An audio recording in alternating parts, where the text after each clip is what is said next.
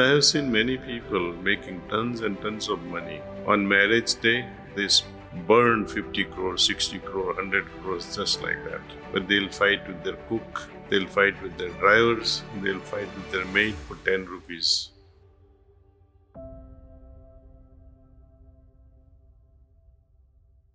There's a difference between performing one's duties and desiring something.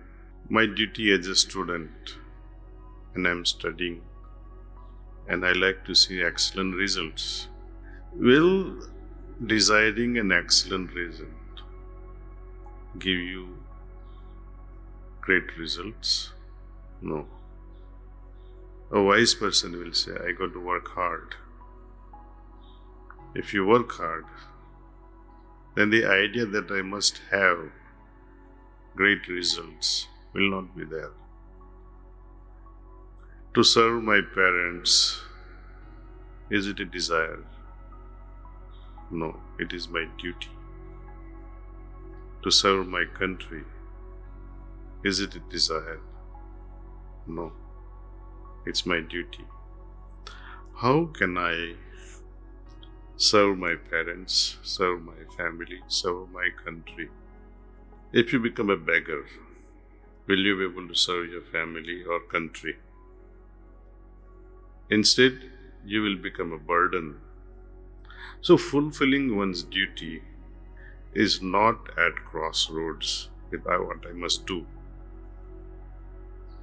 When you have a good meal at home, you enjoyed your meal so much. Yet there is this complaint to mother, तूने गुलाब जामुन क्यों नहीं बनाया? आज तूने रोटी दी, मुझे पराठा क्यों नहीं दिया? You see what I'm trying to say? I would like to marry, but I like to marry only someone who is looking like this. That can create problems for you and your future wife. So we have to become wiser in thinking, determining our trajectory. There is nothing wrong when you say, I am going to make crores and crores of rupees. There is nothing wrong at all. Because I am going to contribute this wealth for the welfare of so many things, welfare of the institutions we are associated with, welfare of our country. I have seen many people making tons and tons of money. On marriage day, they burn 50 crores, 60 crores, 100 crores just like that. But they'll fight with their cook, they'll fight with their drivers, they'll fight with their maid for 10 rupees. So desiring such wealth, which you are going to use only to fulfill your greed and arrogance, this wealth will become poison for you. That's why desiring something, it depends. You desire, but what is the purpose of it? What is the motive, your intentions behind it?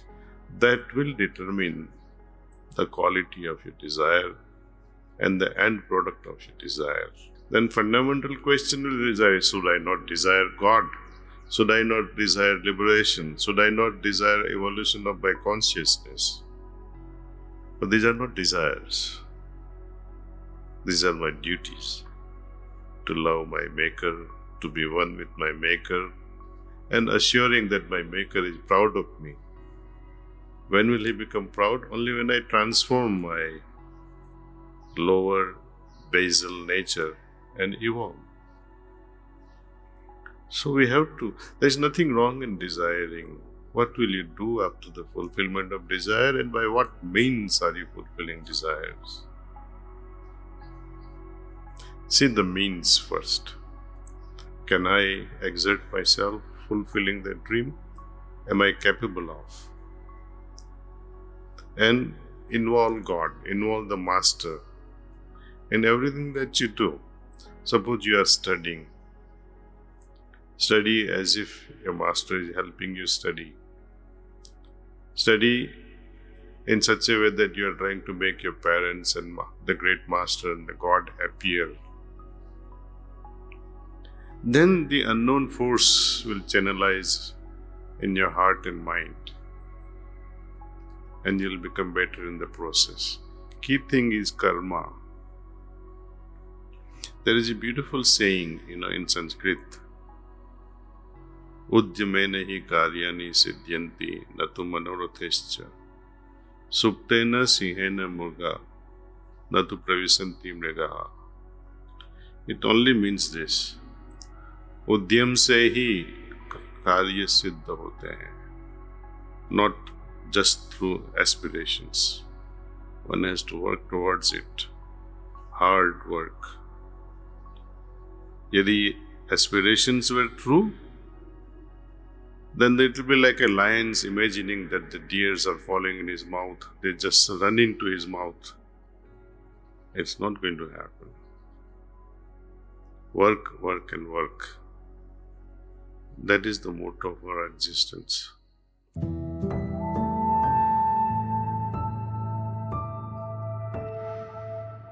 I keep wondering about the scientific research on yoga. Why are we doing this? We are doing scientific study of yoga practices, anything and everything related to yoga, and especially heartfulness meditation, which is supported by Pranahuti, and how a simple ordinary meditation differs from a meditation done with Pranahuti. What is the striking difference? Of course, when people practice right from the first session, we are all experience the difference before we sit and after the meditation session is over. What becomes of our consciousness? We are all witness to it. So we really don't need a proof via scientific study. Scientific study is done only to convince the scientific mind that yes, yoga is effective, yoga can transform our lives, yoga can make us peaceful, yoga can bring us stress-free, yoga can liberate us into many different dimensions. And as we practice day after day, we understand that,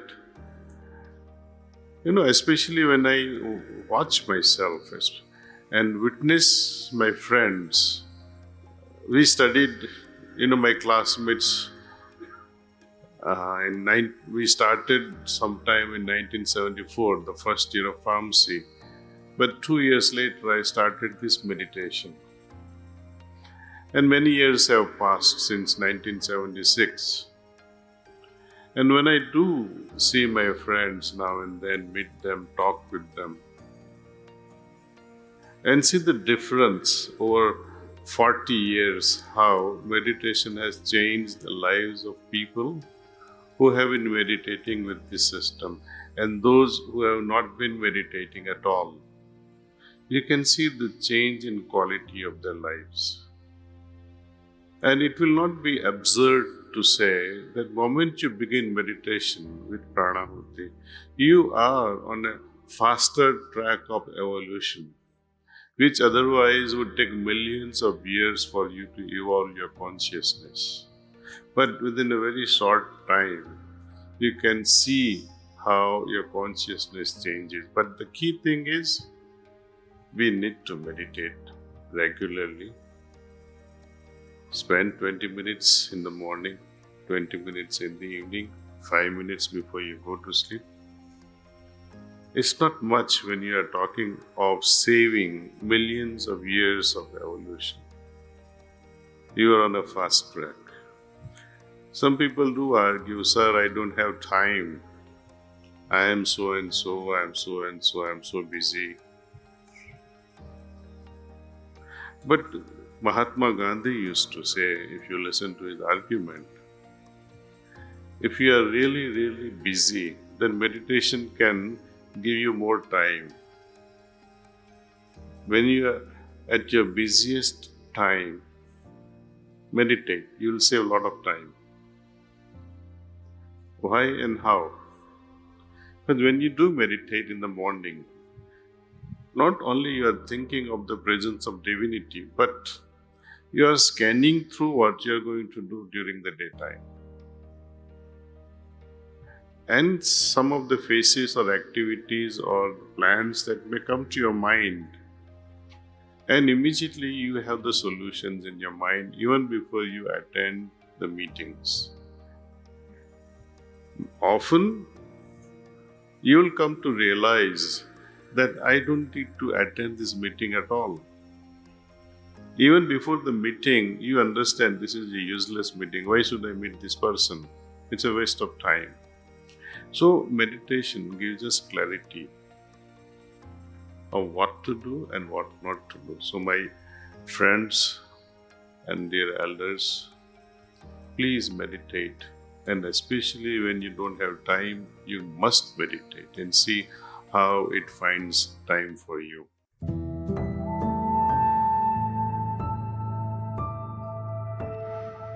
Babuji has very clearly described in his book Reality at Dawn that though we start with meditation,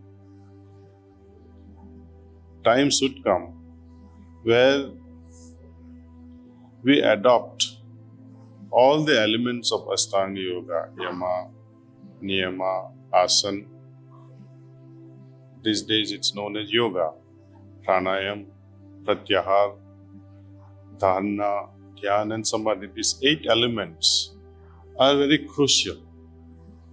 Unless we master this technique of meditation, we cannot remain and develop focused mind.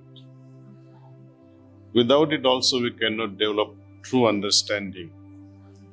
So even though you may read Yama and Niyama, which is all about how to lead a proper life, what to embrace and what to avoid, you will not understand all that unless and until we have some level of wisdom, some level of understanding that why we have to do certain things and why we must avoid certain things. So meditation, first of all, sensitizes that, see. And later on, when we are able to understand and appreciate all these elements, we start implementing them in our day-to-day life. So to start with, I have always recommending that let's do some pranayama before meditation. Just for 5 minutes is sufficient. And you can try it and see how a tremendous difference it can make to our meditation. Having done 5 minutes of pranayama, a breathing exercise, slowly get into meditation. And after completing meditation, try to do 1 or 2 asanas as per your convenience. And see the changes in your life altogether. Is it really possible to stay meditative while chasing big goals and deadlines? The next video shows a very practical way.